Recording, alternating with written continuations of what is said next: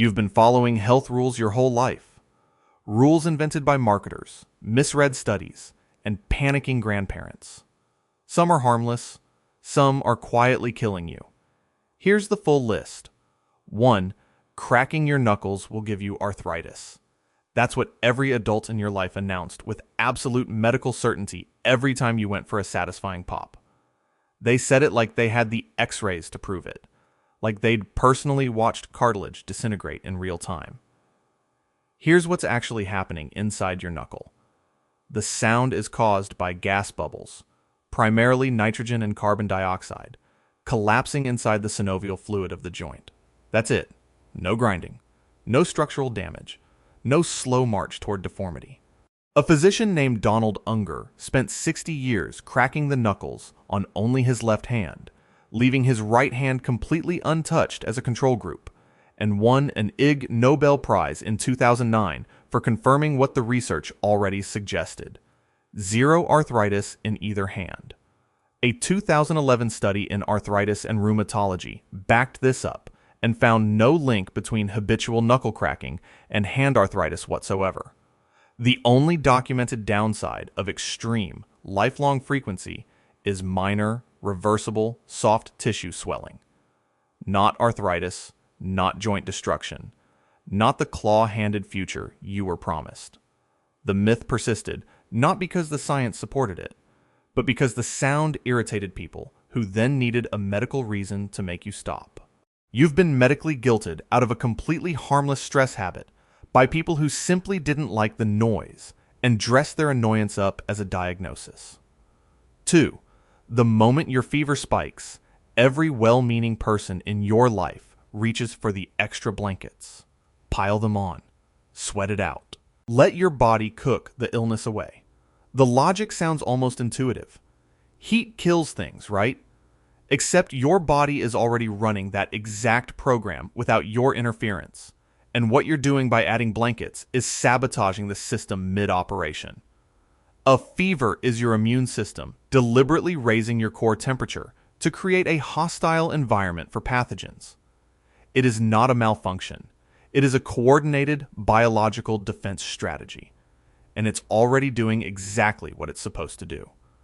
When you pile on insulation, you're trapping heat and blocking your body's own cooling mechanisms, sweating and vasodilation, from regulating temperature the way they're designed to. That distinction matters clinically, because fevers above 104 degrees Fahrenheit risk febrile seizures, which are especially dangerous in children. Deliberately preventing your body from releasing that heat can push a manageable fever past the threshold where it becomes genuinely dangerous. The CDC and virtually every major medical organization recommends keeping a feverish patient comfortable and cool, not hot. Here's the part that reveals how this myth survived. Patients naturally sweat heavily when a fever breaks, which is the body finally releasing the heat as it recovers. People watched that happen and concluded the sweating caused the recovery. They had the causation exactly backwards. You've been treating a house fire by adding wood because you notice the embers go dark when it finally burns out. 3. Reading in dim light will ruin your eyes. Every parent, every teacher, every concerned adult who ever caught you squinting at a page in bad lighting delivered this warning like it was settled medical fact. Permanent damage. Thick glasses for life. A future spent fumbling for your lenses every morning, all because you wouldn't turn on a lamp. The American Academy of Ophthalmology has stated explicitly and repeatedly that there is no scientific evidence linking reading in low light to any structural damage to the eye. Not one peer-reviewed study has demonstrated it. What actually happens when you read in dim light is that your eye muscles work harder to focus, causing something called eye strain, a temporary condition involving fatigue, mild blurred vision, and headaches that resolves completely with rest. Your eye is not a filament that burns out. It's a system of muscles and biological tissue, and tired muscles recover. They are not permanently shortened or structurally altered by working hard in low light conditions. Your pupil dilates in dim environments to allow more light in. This is a completely normal physiological function, not a distress signal, not a warning, not the beginning of irreversible decline. The myth almost certainly persisted because eye strain genuinely feels uncomfortable, and adults mistook real but temporary fatigue for evidence of real but permanent damage. You have been avoiding a perfectly harmless reading habit because someone felt the discomfort of tired eyes and skipped straight past rest to destruction. 4. You only use 10% of your brain. This one has been dressed up as empowerment for decades. Limitless potential, locked away in idle gray matter, just waiting for the right mindset hack or the right supplement to unlock it. Self-help books built entire franchises on this idea. Hollywood made feature films about it, and it is completely, verifiably, embarrassingly wrong. Brain imaging technology, specifically functional MRI and PET scans, consistently shows activity across virtually all brain regions during normal daily function, not sequentially, not in isolated patches, broadly, across the whole structure, depending on what you're doing at any given moment. Here's the evolutionary argument that should end the debate on its own. Your brain consumes roughly 20% of your body's total energy, despite representing only about 2% of your body weight. Evolution is brutally efficient.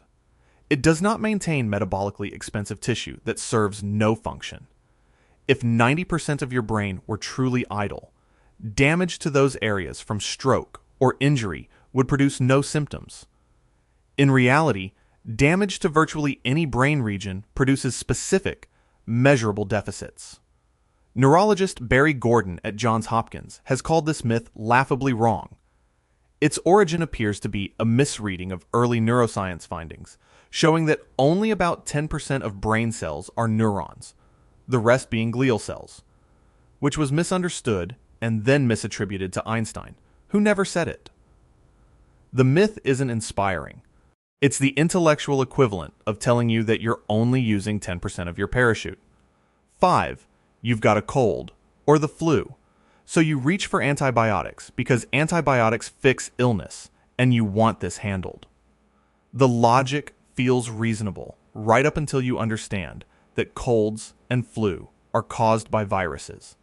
Antibiotics target bacteria, and these are categorically different organisms that operate by completely different biological rules. Giving antibiotics for a viral infection is the medical equivalent of sending a plumber to fix an electrical fire. The tool has no relationship to the problem. The common cold is caused by rhinoviruses and over 200 other virus types. Influenza is caused by influenza viruses. Neither has a cell wall, which is the primary target of most antibiotic classes. The drug has nothing to latch onto, nothing to kill. But here's what it does do. Antibiotic overuse is the leading driver of antibiotic-resistant bacteria, which the World Health Organization classifies as one of the greatest threats to modern medicine globally.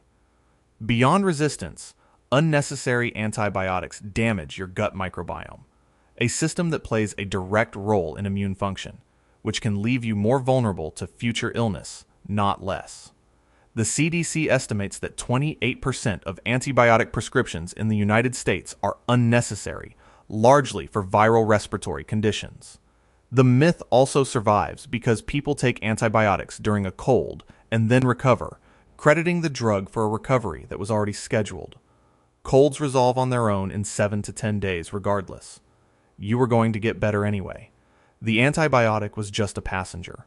6. The 30-minute post-meal swimming ban is one of the most universally enforced rules in the history of summer. Every pool, every beach, every parent standing at the water's edge has delivered this with complete authority. Wait 30 minutes or you'll cramp up and drown. It gets repeated like a law of physics. It is not a law of physics. It is not even a law of biology. There is no documented case anywhere in medical literature of a person drowning because they went swimming after eating. Not one. The physiological fact being distorted here is real. After eating, blood flow does increase to the digestive system. This is called postprandial hyperemia, as the body redirects resources to process the meal. But the critical thing the myth gets wrong is the implication that this depletes the muscles of blood entirely, leaving them cramping and useless. Your cardiovascular system is entirely capable of supplying multiple systems simultaneously. What can happen is a side stitch, that sharp, uncomfortable cramping under the ribs during exercise after eating. But side stitches are unpleasant, not dangerous, and they do not impair your swimming ability to the point of drowning. The American Red Cross revised its guidelines to remove any mandatory waiting period, noting only that vigorous exercise immediately after a large meal may cause minor discomfort. Elite athletes consume food and drinks during endurance events constantly without collapsing in the water. An entire generation spent 30 minutes staring at a pool in perfectly good swimming conditions because adults needed a convincing reason to sit down after lunch. 7. Cold weather makes you sick. You heard this constantly as a child, and there is a reasonable chance you still believe it. Go outside with wet hair in winter, and your body's defenses crumble. Stand in the rain long enough, and illness follows as a natural consequence. It feels logical because the timing often lines up. Cold weather arrives, sick season arrives, the connection seems obvious. Here's the actual mechanism. Cold temperatures do not cause illness. Viruses cause illness. You need to encounter a pathogen to get sick, and the weather does not manufacture pathogens. Multiple controlled studies, including experiments where volunteers were deliberately exposed to cold temperatures after being inoculated with rhinovirus, found no increase in infection rates from cold exposure alone. The winter correlation exists, but the mechanism is social. People spend more time indoors in close contact with other people, which dramatically increases pathogen transmission through respiratory droplets. Low humidity in cold air does cause nasal passages to dry out slightly, which may marginally reduce mucosal immunity. But this is a minor factor, not the engine-driving winter illness rates. Some rhinoviruses do replicate marginally more efficiently at temperatures slightly below core body temperature, closer to the temperature inside your nasal passages in cold air. But this is a partial, minor contribution. You can catch a cold in perfect beach weather if someone sneezes close enough to your face. The temperature was never the problem. Everyone crammed into the same small room, coughing on each other, was always the problem. 8. Shave once, and you've made a permanent biological commitment. The hair grows back coarser, darker, and stubbier, an irreversible consequence of putting a razor to it. Everyone knows this. It gets repeated in bathrooms worldwide as settled fact. It is geometrically false and has been tested since 1928, when researcher Mildred Schroeder conducted one of the earliest systematic investigations into shaving's effect on hair structure and found no evidence of any change. Subsequent clinical studies across decades, including a definitive review in the Journal of Investigative Dermatology, confirmed the same conclusion. Shaving has no effect on hair color, thickness, or growth rate whatsoever. The reason this seems so obvious and yet is wrong comes down to geometry. Hair tapers naturally to a fine, almost translucent tip at its end. When you cut it with a razor, you create a blunt edge across the full width of the shaft. That blunt edge feels stubbly against your skin and looks darker against your skin because you're now seeing the full cross-section of the hair instead of its tapered tip. The actual strand is biologically identical to what it was before you touched it.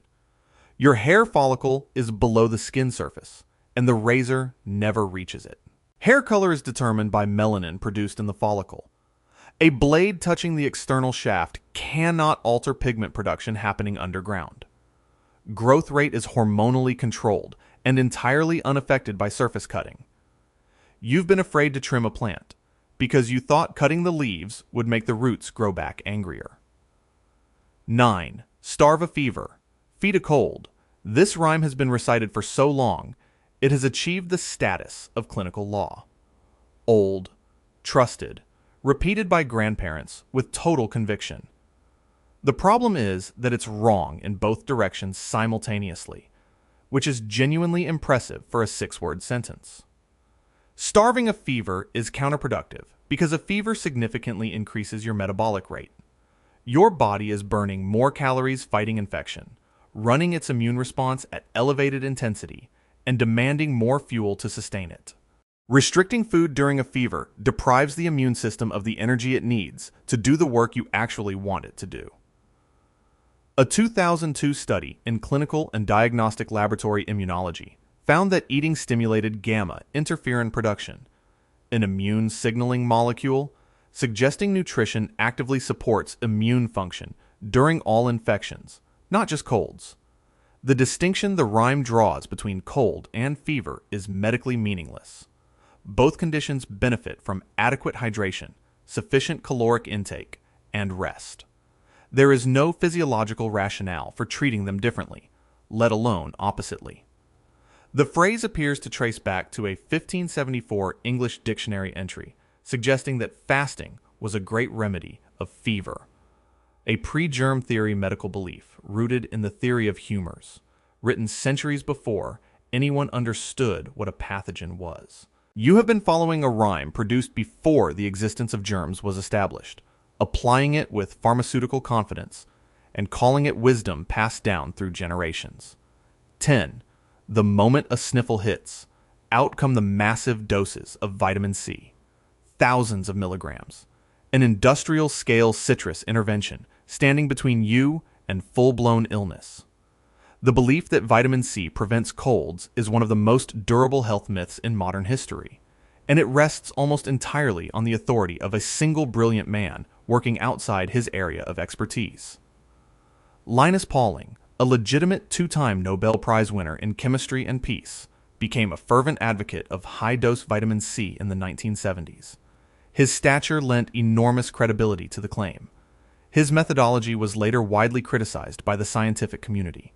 A Cochrane Review meta-analysis, covering more than 11,000 participants, found that regular vitamin C supplementation did not reduce the incidence of colds in the general population. Not a modest reduction. No reduction. The same review did find a small decrease in cold duration, roughly 8% in adults and 14% in children. But that is shortening an existing cold, not preventing one. The body's absorption capacity for vitamin C is also limited. Excess is excreted in urine, and doses above 2,000 milligrams can cause kidney stones from oxalate formation, gastrointestinal distress, and digestive cramps. One real exception exists. In populations under extreme physical stress, like marathon runners or soldiers in Arctic conditions, vitamin C showed some preventive benefit. The supplement industry quietly applied that narrow exception to all 8 billion humans. You are spending money on a vitamin your kidneys will largely eliminate within hours because a genius chemist got passionate about something outside his specialty. 11. You've been warned since childhood. Sit too close to the screen and you'll ruin your eyes. You were physically moved away from televisions, scolded for hunching close to monitors, told with complete certainty that proximity equals permanent damage. Thick glasses, ruined vision. A lifetime of consequences for a few inches of screen distance. The American Academy of Ophthalmology has stated explicitly that there is no scientific evidence linking screen proximity to any structural damage to the eye. No peer-reviewed study has ever demonstrated a causal relationship between sitting close to a screen and lasting harm to eyesight. What actually happens is eye strain, a temporary condition of muscle fatigue that causes discomfort, blurred vision, and mild headaches, and that resolves completely with rest. It is uncomfortable and entirely reversible. One important historical footnote: early cathode ray tube televisions in the 1960s did emit low levels of radiation, and General Electric actually recalled a specific batch in 1967 because of this concern. Those televisions no longer exist. Modern screens produce no such radiation. Here is the part that reveals something useful about how this myth spread. Children who sat very close to screens were sometimes doing so because they were nearsighted and compensating for poor distance vision. Sitting close was a symptom of an underlying condition, not the cause of one. Adults observed the behavior, got the causation backwards, and turned a diagnostic signal into a behavioral warning. You were punished for something that was occasionally a medical symptom, not a habit causing the damage everyone assumed it was. 12. Give a child sugar and watch the chaos unfold. This is the universal parent narrative.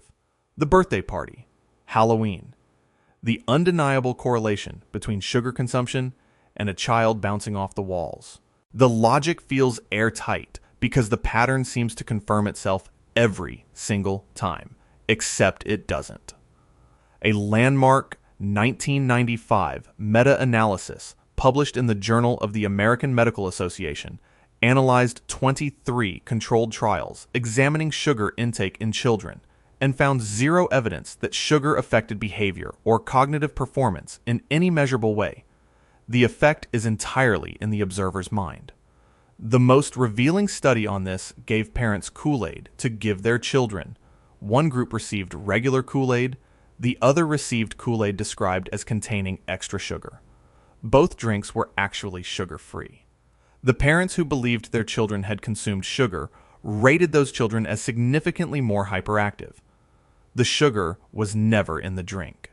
It was entirely in the parents' expectation and subsequent interpretation of completely normal child behavior.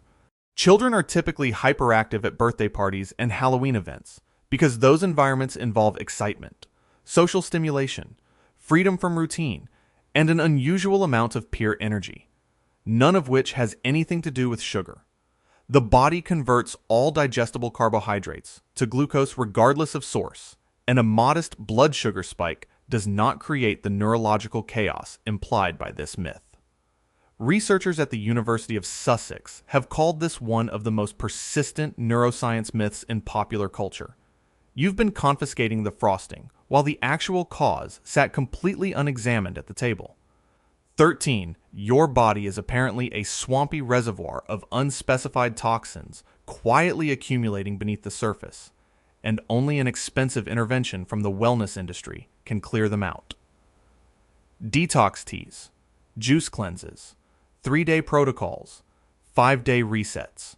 The entire category is built on a premise that sounds vaguely medical, uses clinical adjacent language, and falls apart completely the moment you ask one specific question. Which toxins? When researchers have directly asked detox product companies to name the specific toxins their products remove, no company has ever been able to provide a scientifically coherent answer. The toxins are unspecified by design because naming them would make the claims testable, and the products would immediately fail. Here's what your body actually runs. Your liver filters blood continuously, metabolizes drugs and alcohol, neutralizes genuine toxins, and converts ammonia to urea for excretion. Your kidneys filter approximately 200 liters of blood per day. These are not passive backup systems waiting for help. They are active, continuous, highly sophisticated detoxification organs running around the clock without any subscription fee. A 2015 systematic review in the Journal of Human Nutrition and Dietetics found no convincing evidence that any commercial detox or cleansed diet removes toxins or produces meaningful health improvements. Many detox teas contain senna, a laxative, which causes rapid fluid and electrolyte loss that can lead to dangerous dehydration and, with prolonged use, cardiac arrhythmia from low potassium. The weight lost is almost entirely water. It returns within days. You bought an expensive subscription to do a job your organs have been doing for free since birth. 14. 8 glasses of water per day. 8 ounces each, every single day, no exceptions, or your organs will deteriorate. This specific, suspiciously round number has haunted hydration culture for generations, turning perfectly healthy people into anxious water tracking machines who feel vaguely guilty every time they fall short of the quota. The rule originates from a spectacular misquote of a 1945 Food and Nutrition Board recommendation that specified total daily water needs, including the water already consumed through the food you eat. That second sentence, the part that actually explains where most of the water comes from, was almost universally dropped as the guidance spread and simplified over decades. A 2002 review by Dr. Heinz Valton, published in the American Journal of Physiology, specifically set out to find the clinical evidence supporting the 8x8 rule and found none. No study, no data, no physiological rationale for that specific volume applied universally to all adults, regardless of size, climate, activity level, or diet composition. Your body has a calibrated hydration monitoring system that took millions of years to develop. It is called thirst. In healthy adults without specific medical conditions, thirst is a reliable, accurate, and entirely sufficient guide to hydration. And here's the direction. The myth never points you. Overhydration is a real, documented medical emergency called hyponatremia, dangerously low blood sodium from drinking excessive water, and people have died from it, particularly endurance athletes following aggressive hydration protocols. You've been ignoring a biological signal your body perfected over millions of years in favor of a number someone half-quoted in 1945. 15. Fat goes in, fat stays on. For decades, this equation felt like physiology so simple it barely required explanation. The result was a cultural war on dietary fat that produced an entire generation of fat-free yogurt, reduced fat crackers, and low-fat everything, while obesity rates climbed steadily upward in exactly the wrong direction. The low-fat movement traces heavily to researcher Ansel Keys and his 7 countries study from 1958, which appeared to show that saturated fat correlated with heart disease. Later analysis revealed that Keys had access to data from 22 countries and selected the 7 that supported his hypothesis, excluding data from countries that directly contradicted it. When food manufacturers removed fat from products, the food became unpalatable, so they replaced it with sugar and refined carbohydrates. These ingredients spike insulin, promote fat storage, and drive hunger cycles that send people back for more far sooner than fat would have. The biological irony is stark. Fat is calorically dense at 9 calories per gram, but it is also highly satiating. It slows gastric emptying and triggers satiety hormones, meaning people typically eat less overall when fat is present. Essential fatty acids, specifically omega-3 and omega-6, are required for brain function, hormone production, and cell membrane integrity. A fat-free diet doesn't just reduce calories. It strips out materials the body literally cannot manufacture on its own. Weight gain results from caloric surplus regardless of which macronutrient provides those calories. You blame the ingredient that keeps you full and replaced it with the ingredient that makes you hungry again in 45 minutes. 16. Sleeping less is the productivity strategy of ambitious people. 4 hours is enough if you're disciplined enough, and lying in bed for 8 hours is time wasted by people who lack drive.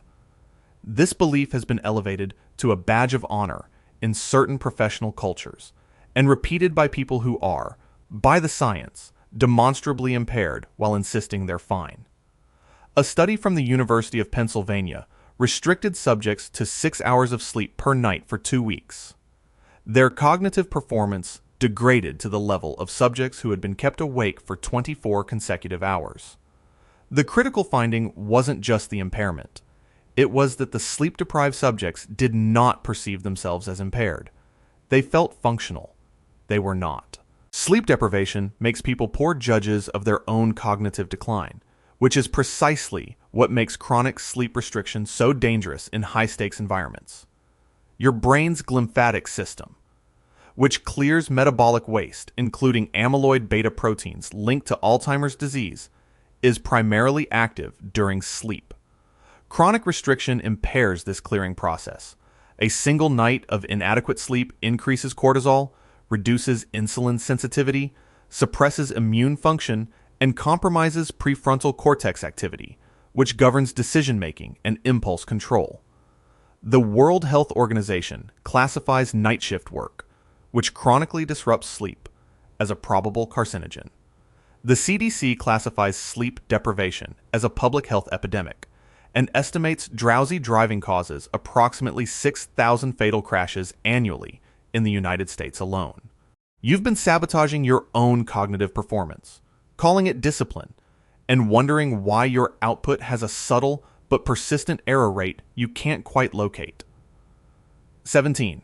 The daily multivitamin is the modern health security blanket. Take the pill every morning, neutralize whatever dietary mistakes the day contains, collect the peace of mind that comes with a bottle of insurance in capsule form. A 2013 editorial in the Annals of Internal Medicine, signed by leading researchers after 3 major independent studies, reached a conclusion they described plainly. Stop wasting money on vitamin and mineral supplements. For well-nourished populations eating reasonably varied diets, the evidence showed no benefit for preventing chronic disease. Whole foods contain thousands of phytonutrients, fiber, and cofactors that interact synergistically in ways that cannot be replicated by isolating specific vitamins and compressing them into a tablet. A vitamin C capsule and an orange are not the same thing nutritionally, regardless of the milligram count on the label. Certain fat-soluble vitamins, A, D, E, and K, accumulate in body tissue and can reach toxic levels with excessive supplementation. Hypervitaminosis A causes liver damage and bone deterioration. Excess vitamin D causes hypercalcemia. The supplement industry in the United States is a $50 billion market regulated significantly less rigorously than pharmaceuticals, with manufacturers not required to prove efficacy before putting products on shelves. Important exceptions exist and matter. Vitamin D deficiency is genuinely widespread. B12 is essential for people on plant-based diets, and folate during pregnancy is well supported by evidence. But the general population daily multivitamin taken as dietary compensation is taking premium fuel and putting it into an engine whose structural problems were never about the fuel grade. 18. SPF 100 is twice as protective as SPF 50. The number goes up, the protection goes up, more is always better. This is the straightforward math that drives people toward the highest number on the shelf, and it misunderstands how the SPF scale actually works. The scale is not linear. SPF 30 blocks approximately 97% of UVB rays. SPF 50 blocks about 98%. SPF 100 blocks about 99%. The real-world difference between SPF 50 and SPF 100 is 1 percentage point, which is largely academic in practical application. SPF ratings measure only UVB protection, the rays responsible for sunburn. They say nothing about UVA protection, which is the longer wavelength that penetrates deeper into skin, causes DNA damage, drives premature aging, and contributes directly to melanoma risk. A broad-spectrum label is the designation that actually matters for comprehensive coverage, and that designation doesn't correlate with SPF number. The FDA has proposed that SPF values above 60 simply be labeled 60 plus on packaging, because higher numbers create a misleading impression of significantly superior protection. There's also a behavior gap that makes this dangerous in practice. People who buy high SPF products tend to apply less of the product and reapply less frequently, relying psychologically on the number to compensate. Studies show this behavior gap results in less effective protection than proper, consistent use of a lower SPF product. You've been optimizing the number on the label while ignoring the 2 variables that actually determine whether the product works: how much you apply and how often you reapply. 19. Stretching before exercise is the universal preparation ritual. Touch your toes, hold it for 30 seconds. Now you're protected from injury. Now you can safely work. This is repeated in gyms, sports programs, and physical education classes as inarguable preparation logic. A comprehensive 2004 systematic review in Medicine and Science in Sports and Exercise analyzed the available evidence and found no support for the claim that pre-exercise static stretching reduces injury rates. That's the charitable version of the finding. The less charitable version, acute static stretching, actually decreases muscle strength, power output, and explosive performance by up to 8% in the short term, which is a meaningful performance detriment if your next activity involves lifting heavy weight or sprinting. The mechanism is worth understanding because it explains why the timing matters so specifically. Static stretching temporarily desensitizes the myotatic stretch reflex and reduces musculotendinous stiffness, properties that actually protect joints and muscles during explosive movements. You're temporarily disabling a protective system right before you need it most. What does reduce injury risk is a dynamic warm-up, active movement that gradually increases range of motion and raises muscle temperature through leg swings, hip circles, progressive jogging, and similar activities that prepare tissue without compromising it. Post-exercise static stretching is genuinely beneficial. It improves long-term flexibility and supports recovery. The act itself is not the problem. You've been doing the right thing at the exact wrong time, converting a beneficial habit into a performance liability and calling it a warm-up. 20. Step outside with wet hair in any weather below comfortable, and someone will find you to issue the warning. You're going to get sick. You'll catch your death. This is how illness begins. The rule transcends cultures and generations with remarkable consistency. Here is what actually causes illness: a virus. You need to encounter a pathogen. A wet scalp in cold air does not spontaneously generate rhinoviruses out of atmospheric inconvenience.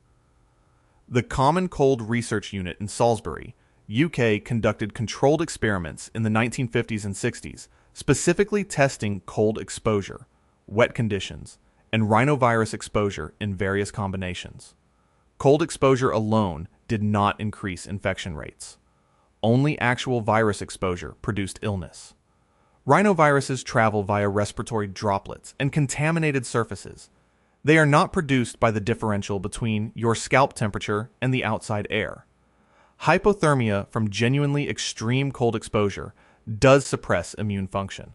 But walking outside with wet hair in ordinary winter weather does not induce clinically meaningful hypothermia in a clothed, otherwise healthy adult.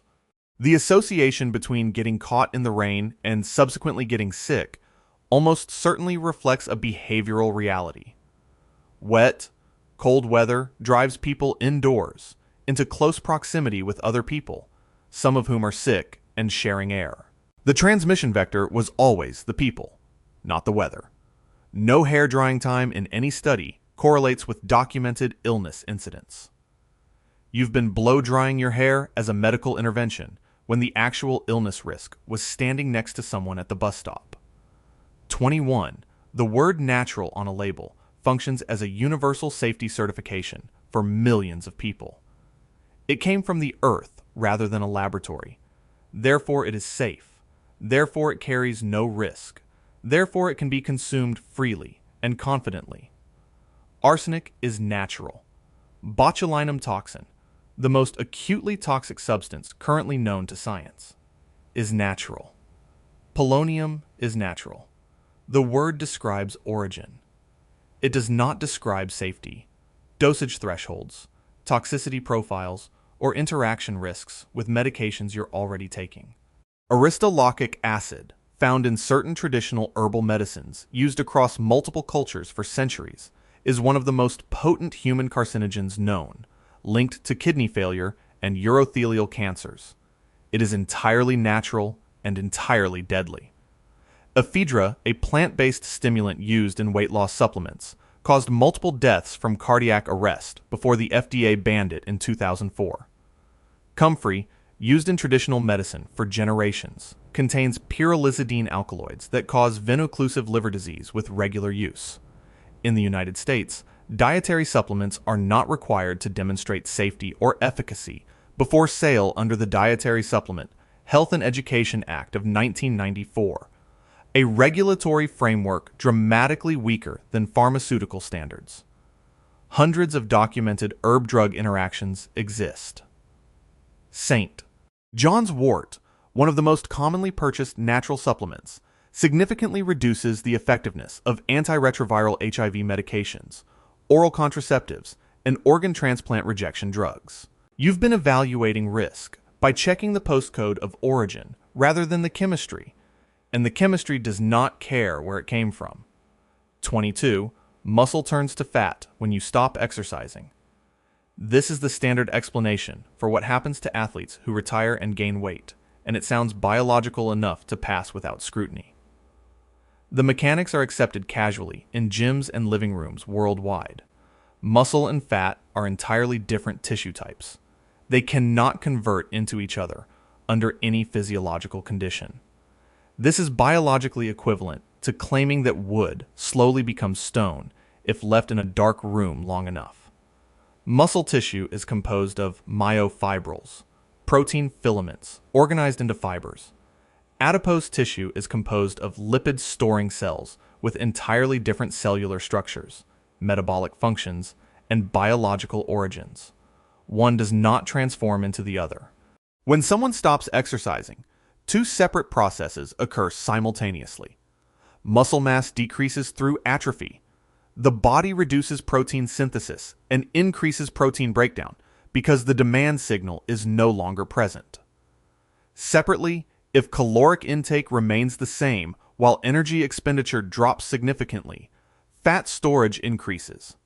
These are two independent physiological events happening at the same time in the same body, which creates the visual appearance of transformation.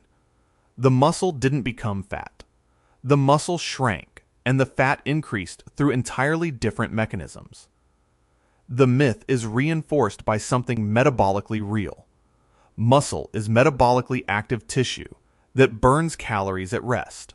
So as muscle mass decreases, resting metabolic rate drops, making fat accumulation more likely at the same caloric intake. Saying muscle turns to fat is like saying a melting ice sculpture becomes the puddle beneath it. They didn't become each other. One decreased. The other was always there. 23. More protein equals more muscle. The supplement industry runs on this equation and has built a $50 billion annual market on the premise that maximizing protein intake maximizes muscle growth. The logic 23, more protein equals more muscle.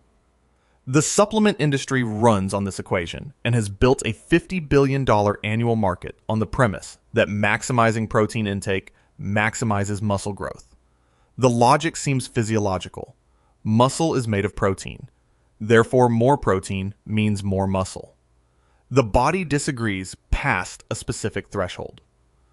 Current evidence-based recommendations for muscle growth land between 0.7 and 1 gram of protein per pound of body weight per day for strength training individuals. The 2 to 3 grams per pound promoted by many supplement brands significantly exceeds what the biology can actually use. A landmark 2012 study in nutrition and metabolism found that muscle protein synthesis plateaus at approximately 20 to 40 grams of protein per meal. Additional protein consumed in a single sitting provides no additional anabolic benefit. The machinery runs at capacity and the excess goes elsewhere. Where exactly? The liver deaminates it, strips the nitrogen component, which is excreted as urea in urine, and uses the remaining carbon skeleton for energy or converts it to fat. Extremely high chronic protein intake, particularly above 3.5 grams per pound of body weight, places increased stress on kidneys in individuals with pre-existing renal conditions and significantly increases urinary calcium excretion, potentially reducing bone density over time.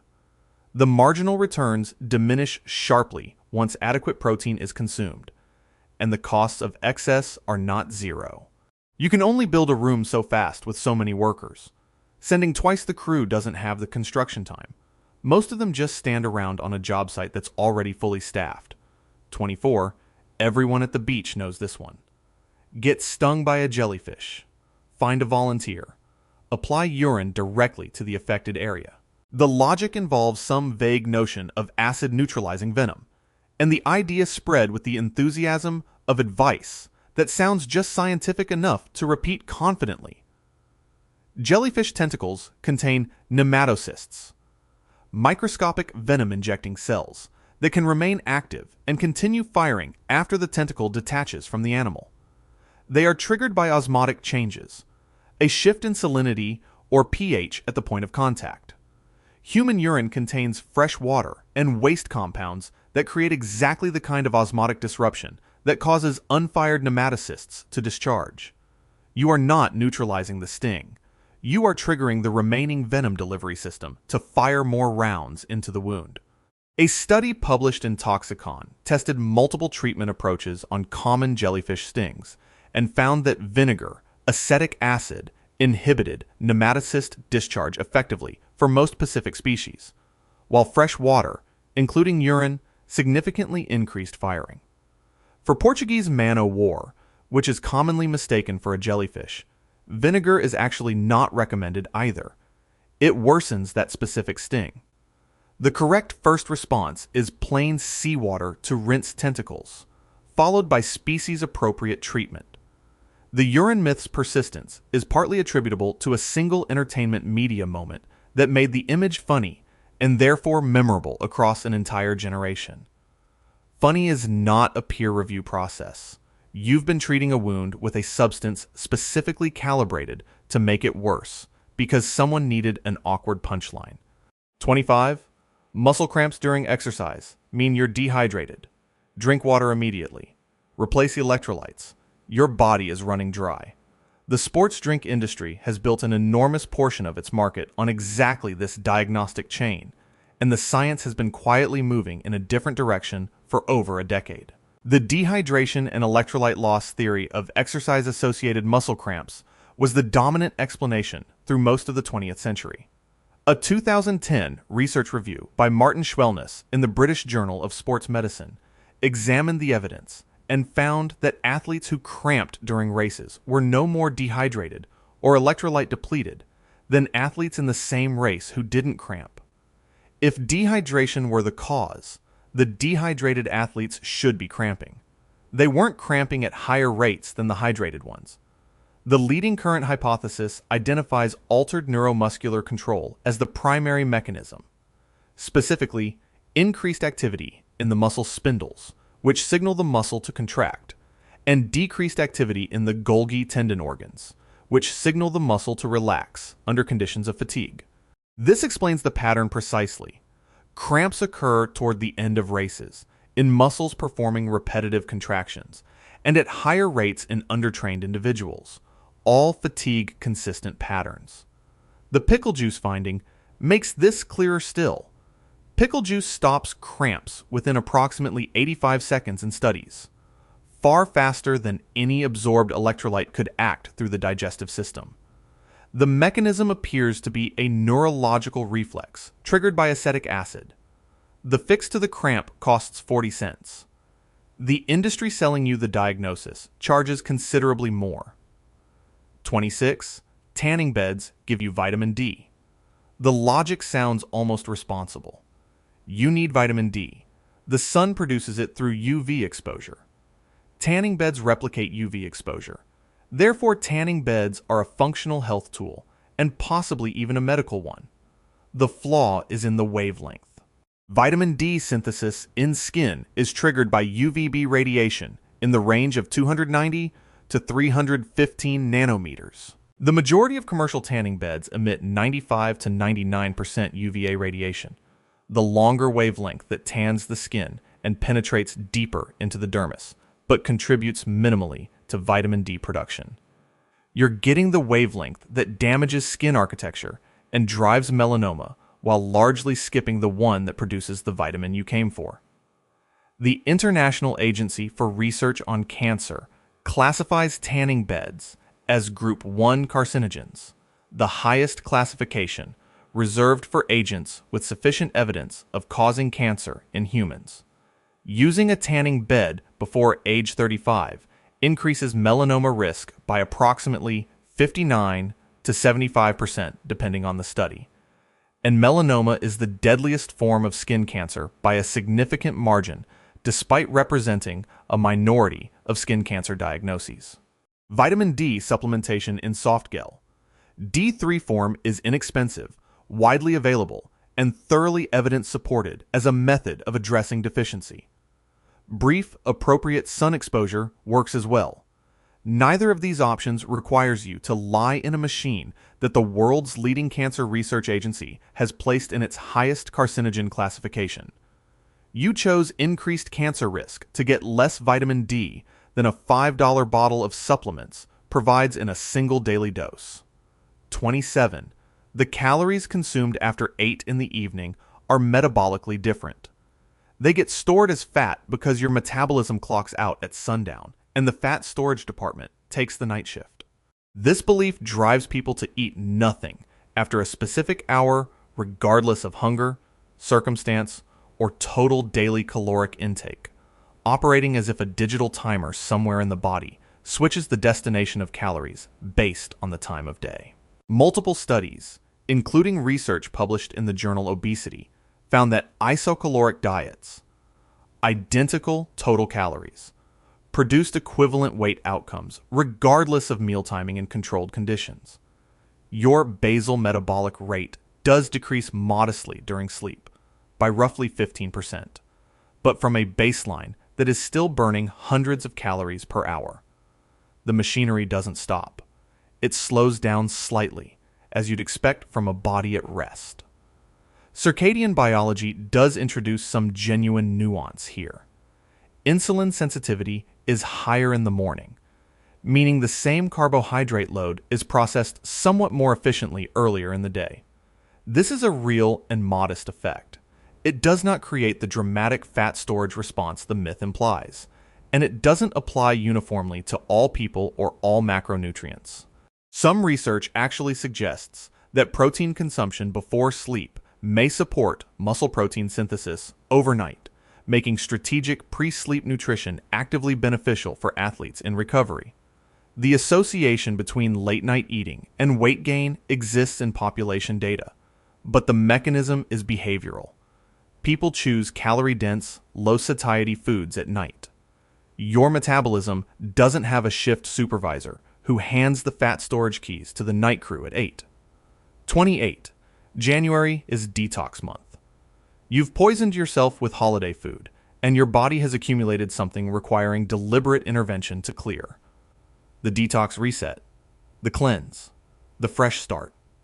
Your body doesn't accumulate holiday toxins in a reservoir requiring seasonal drainage.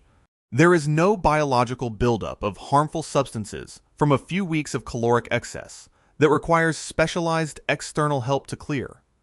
Your liver processes whatever you consumed, alcohol if present, excess macronutrients, incidental compounds, continuously, not seasonally.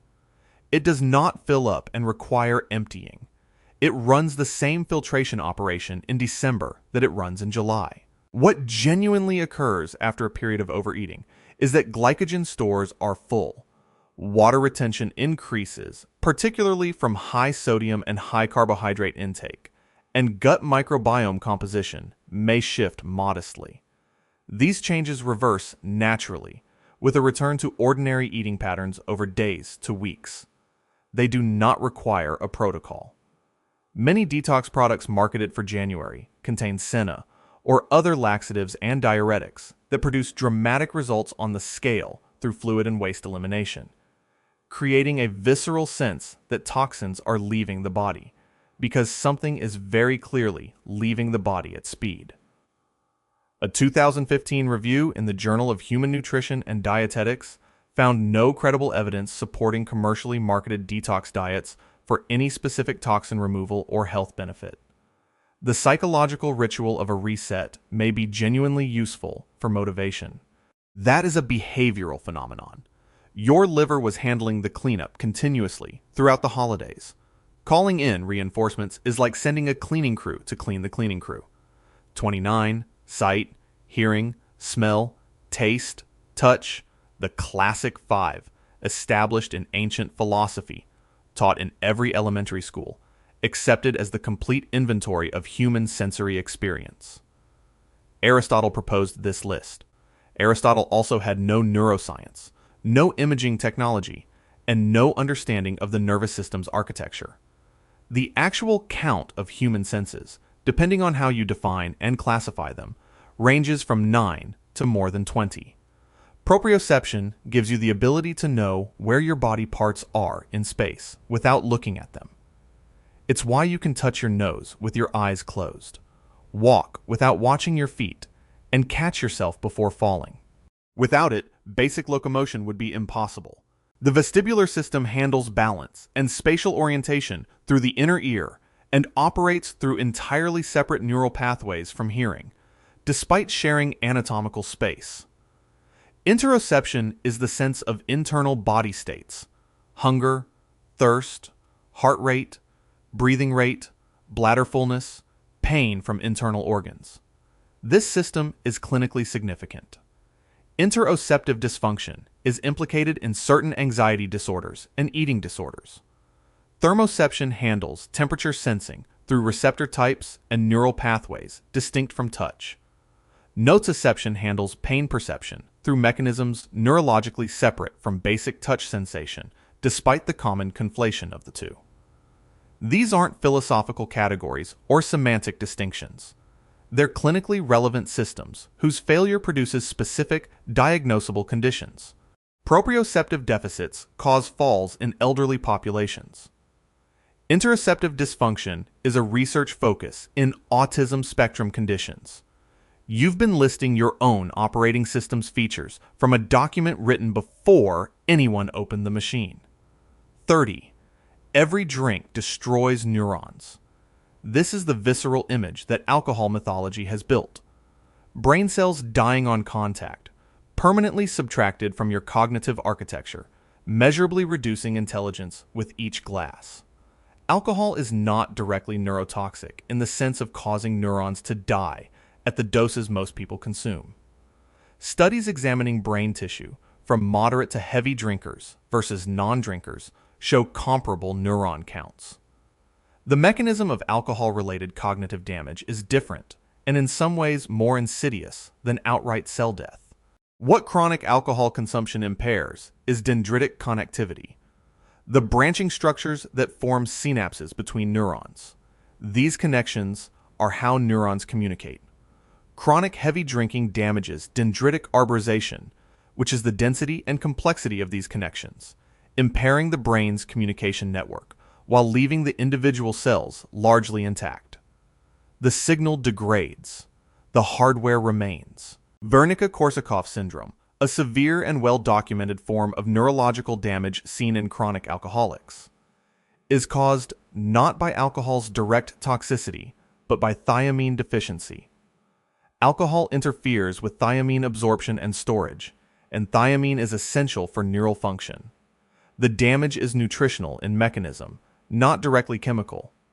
The cerebellum and prefrontal cortex show measurable structural changes in chronic heavy drinkers, correlating with coordination deficits and executive function impairment. Alcohol doesn't delete your files. It corrupts the connections between folders. The data is technically present. The routing system becomes increasingly unreliable, and the longer the damage runs, the harder it becomes to distinguish between the two. 31. The price difference between organic and conventional produce implies a nutritional difference. Organic must be measurably better.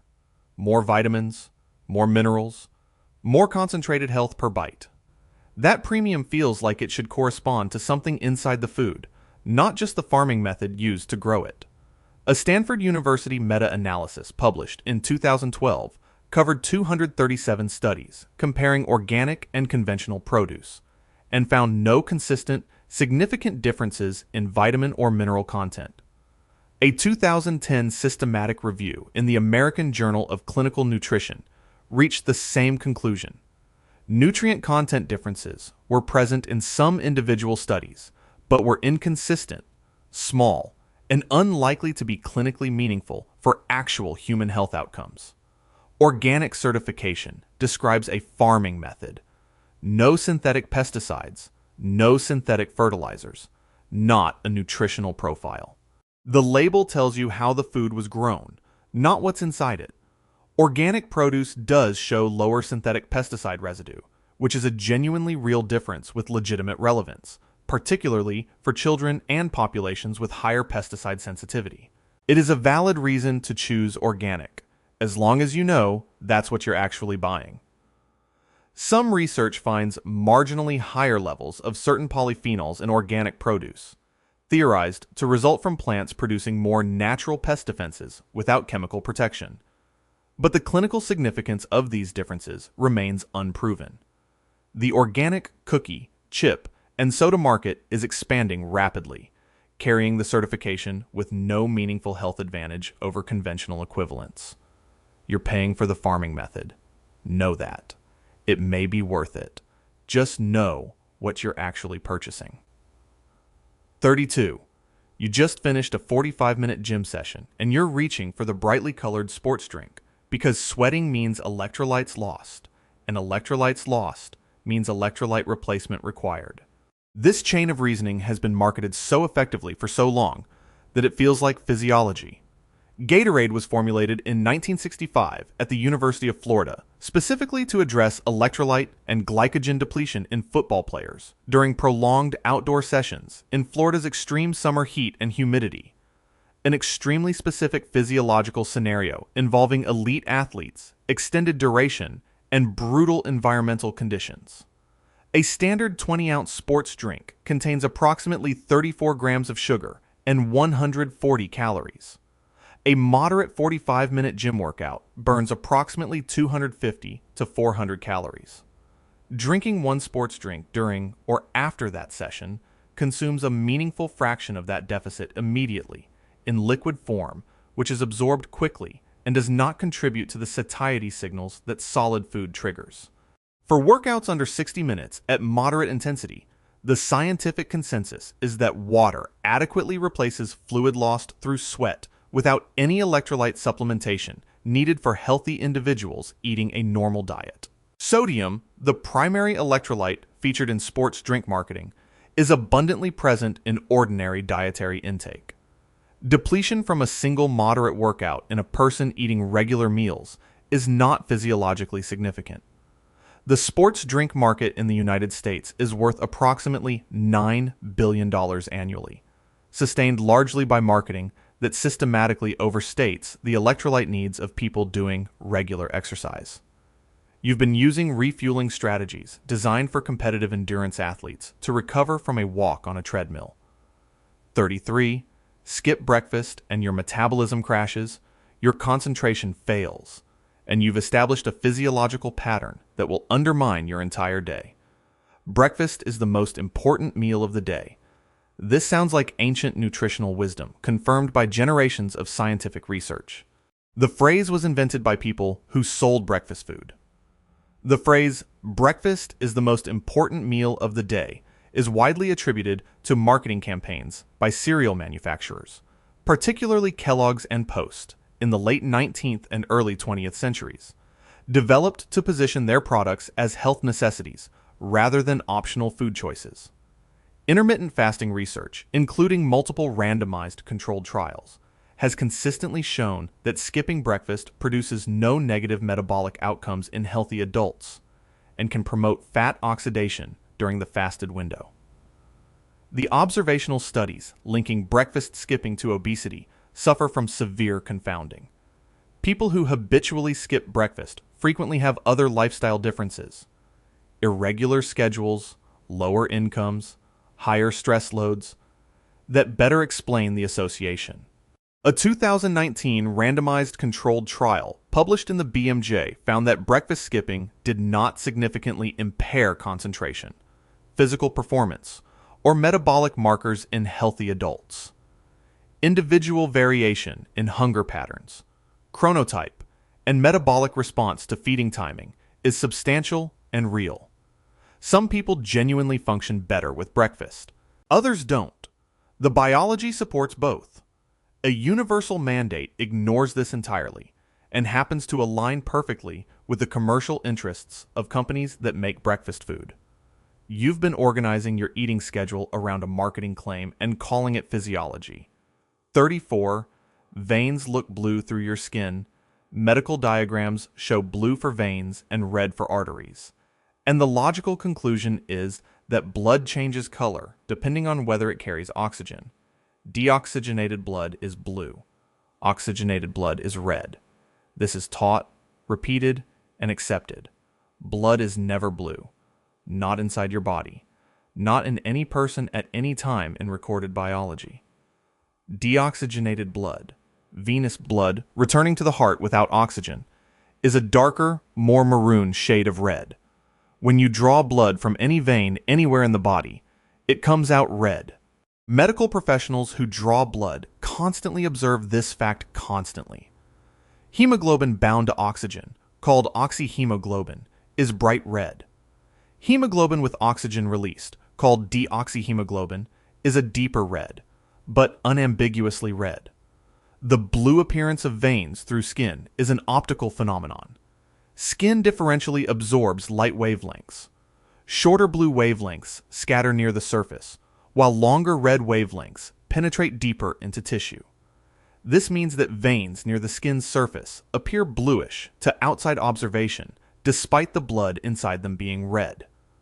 Medical diagrams use blue for veins and red for arteries as a pedagogical convention to make anatomical illustrations easy to read and distinguish at a glance. A convention became a fact in the minds of everyone taught from those diagrams. True blue blood exists. Horseshoe crabs use hemocyanin, a copper-based oxygen carrier, which is actually blue. You have hemoglobin. Your blood has been red this entire time. And the color coding system someone invented to make your textbook easier to read convinced an entire civilization otherwise. 35. Pain during exercise is weakness leaving the body, and real athletes push through it. This philosophy has been elevated in fitness culture to a mark of character. If it doesn't hurt, you're not working hard enough. The instruction to push through pain conflates two signals that your nervous system treats as entirely different things. Muscular exertion discomfort, the burning sensation during intense effort, results from metabolic byproduct accumulation in working muscle, including hydrogen ions and other compounds associated with what used to be attributed entirely to lactic acid. This discomfort is safe to push through. It reflects physiological adaptation demand, not damage. It is the appropriate signal during productive training. Nociceptive pain is categorically different. Sharp, acute, localized, or joint-centered signals indicating actual or imminent tissue damage. Tendons, ligaments, cartilage under stress, bone stress reactions. Continuing through these signals converts minor, manageable injuries into serious ones requiring significantly longer recovery or surgical intervention. Rhabdomyolysis, the breakdown of muscle tissue into the bloodstream, can result from exercise pushed past physiological limits. The myoglobin released during rhabdo can precipitate in the kidneys and cause acute kidney failure. Cases have been documented in high-intensity fitness classes and military training programs. The American College of Sports Medicine explicitly distinguishes between the discomfort of exertion, which is appropriate to continue through, and pain, which requires immediate cessation. This distinction is almost entirely absent from popular fitness culture, which treats both signals as identical tests of mental fortitude. Your brain is running a damage prevention alarm system. Disabling it and calling it discipline is removing the smoke detector and calling that courage. 36. Testosterone is the male hormone, and estrogen is the female hormone. These are the biological lines dividing the sexes, and each is exclusive to one side. This framing is taught, repeated, and almost entirely wrong. Both hormones are present and physiologically essential in all human bodies, regardless of biological sex, and neither is exclusive to one sex in any meaningful clinical sense. Women produce testosterone in the ovaries and adrenal glands. It is required for libido, bone density maintenance, muscle preservation, and energy levels in women. Low testosterone in women is a diagnosable medical condition with recognized symptoms and treatment protocols. Men produce estrogen through a process called aromatization the conversion of testosterone to estrogen, occurring primarily in fat tissue and the testes. Estrogen in men is essential for bone health, cardiovascular function, and sexual function. Estrogen deficiency in men causes bone loss and joint pain that is clinically indistinguishable in presentation from the same deficiency in women. Adolescent males require estrogen for epiphyseal plate closure, the process that stops long bone growth at the end of puberty. Without appropriate estrogen function, bones continue elongating abnormally. Testosterone levels in women are roughly 10 to 20 times lower than in men by most measures, and estrogen levels in men are lower than in premenopausal women. But lower is not absent, and both are physiologically active at those concentrations. The binary framing has driven men away from legitimate estrogen management conversations and left women systematically undertested for testosterone deficiency. Calling testosterone a male hormone is like calling oxygen a human chemical because humans use more of it than insects. 37. Every cell in your body replaces itself every 7 years. You are literally a new person, rebuilt from scratch on a rolling 7-year cycle, with no biological continuity to who you were before. This one has been delivered as a profound biological fact and used to support everything from philosophical arguments about identity to motivational claims about change. Different cell types have radically different replacement timelines, ranging from 2 days to an entire lifetime. And the 7-year figure is an oversimplification so broad it misrepresents the biology almost completely. Intestinal epithelial cells, the lining of your gut wall, replace every 2 to 5 days. Red blood cells have a lifespan of approximately 120 days. Skin cells at the surface replace every 2 to 3 weeks. Liver cells replace over a range of approximately 150 to 500 days. Neurons in the cerebral cortex are, for the most part, not replaced at all during a lifetime. The neurons forming your memories, your personality architecture, and your learned behaviors are largely the same cells you developed in early childhood. Cardiomyocytes, heart muscle cells, replace at roughly 1% per year, meaning many of the heart cells in a 70-year-old body are the same cells that were present in early adulthood. Swedish researcher Jonas Friesen used carbon-14, dating from nuclear test atmospheric absorption, to establish actual cell turnover rates, finding the average age of human body cells is approximately 7 to 10 years, but with variations so enormous by tissue type that the average obscures more than it reveals. You're not rebuilt every 7 years.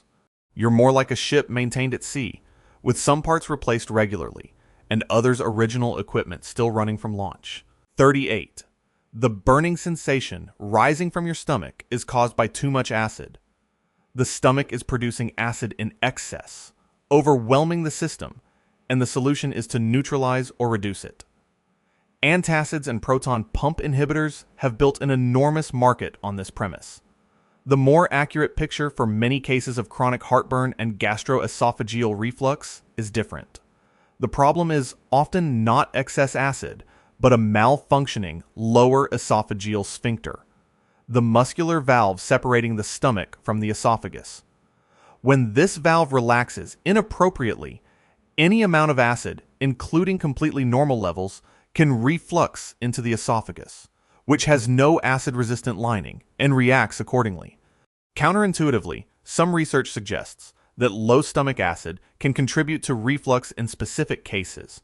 Insufficient acid causes poor digestion, increased fermentation, and upward pressure from trapped gas that mechanically forces the sphincter open.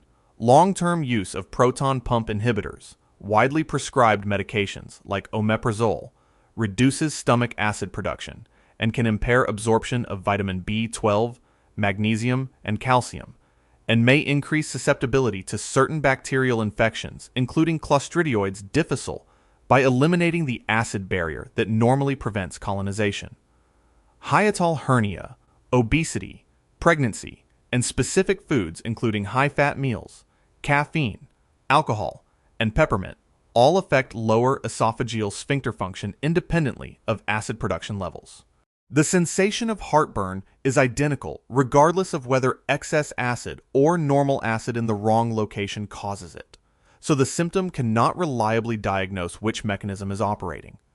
You've been obsessing over the contents of the container while the problem is the lid. 39. Let wounds breathe. Keep the injury uncovered so it can dry out, form a scab, and heal naturally. Covering it suffocates the tissue. The scab is the body's own protective layer, and the air helps the process along. In 1962, researcher Dr. George Winter published findings in the journal Nature, demonstrating that wounds healing under moist conditions epithelialized, meaning they closed, twice as fast as wounds exposed to open air. This finding has been replicated extensively in the decades since, and forms the foundation of modern wound care practice. Scabs represent dried wound fluid, forming a physical barrier that regenerating cells must work around, or underneath during the healing process. They are functional, but suboptimal compared to the environment created by proper moist coverage. Wounds left exposed are significantly more vulnerable to bacterial contamination from environmental sources. Dust, contact surfaces, and airborne particles that settle on the wound surface continuously. The moisture-trapping environment created by modern adhesive bandages maintains a slightly acidic pH that is optimal for immune cell function and fibroblast activity, the cells responsible for tissue repair. The argument that wounds need air comes from the correct observation that oxygen supports healing. The error is in the delivery mechanism. The wound's oxygen supply comes from the vascular supply below the wound through perfusion, not from ambient air passing over the wound surface. Oxygen from outside the skin does not meaningfully penetrate to the wound bed. You interpreted oxygen helps healing as air is medicine, while the wound's oxygen supply was never coming from the outside in the first place. 40. High protein intake destroys healthy kidneys. This is stated as settled clinical fact in fitness and nutrition discussions constantly. The concern sounds physiological. Protein produces urea as a metabolic byproduct. The kidneys filter urea. Therefore, more protein means more kidney stress, means more kidney damage. The flaw is in conflating a legitimate clinical guideline for a specific population with a risk applicable to healthy people. Individuals with pre-existing chronic kidney disease genuinely must restrict protein intake. Damaged kidneys cannot adequately process urea, and protein restriction slows the progression of existing disease. This is accurate, real, and important clinical guidance. What it is not is evidence that protein causes kidney damage in healthy kidneys to begin with. A 2018 review in the Journal of Nutrition and Metabolism found no evidence that high protein intake causes kidney damage or impairs renal function in healthy adults. The kidneys do experience increased glomerular filtration rate during high protein consumption, meaning they filter more blood per hour. This is a functional adaptation to increased metabolic demand, not tissue damage. It resembles a runner's heart rate increasing during a race, not pathology, just appropriate physiological response to demand. Long-term studies examining bodybuilders who chronically consume high protein intakes show no elevated rates of kidney disease compared to the general population. The confusion originates from observing that kidney disease patients who eat high-protein diets deteriorate faster, which is accurate, but the causation runs in one direction only. Disease creates protein sensitivity. Protein does not create kidney disease in healthy tissue. You've been told that running damages ankles based entirely on evidence from people who already had ankle injuries. 41. Nothing sobers you up faster than a sauna, a run, or a strong cup of coffee. If you need to be functional, the solution is to work the alcohol out through sweat, exercise, and stimulation. The liver metabolizes alcohol at a fixed, enzymatically determined rate of approximately 1 standard drink per hour, and nothing you do meaningfully accelerates this. The enzymes involved, primarily alcohol dehydrogenase, operate at a pace governed by their concentration and the metabolic conditions of the liver. They do not respond to urgency, effort, or heat. The alcohol eliminated through breath, sweat, and urine combined accounts for only approximately 2 to 5% of total alcohol processed. The vast majority is metabolized hepatically, regardless of what you're doing with the rest of your body. Exercise and heat exposure while intoxicated are not merely ineffective, they're genuinely dangerous. Alcohol causes vasodilation and impairs thermoregulation. Combining these effects with exercise-induced cardiovascular demand and the extreme temperatures of a sauna significantly elevates the risk of dangerous overheating and cardiovascular stress in an already compromised system. The coffee strategy produces what researchers have specifically described as a wide-awake drunk. Caffeine blocks adenosine receptors, counteracting sedation and making the person feel more alert while their blood alcohol concentration remains completely unchanged. The FDA has explicitly stated that no product or behavior meaningfully accelerates sobriety beyond time. You cannot tell a chemical reaction to work faster by sweating on it. The enzyme doesn't respond to your schedule. It will process the alcohol when it processes the alcohol, and not a minute sooner. 42. Eating 6 small meals throughout the day keeps the metabolic fire burning at a higher rate.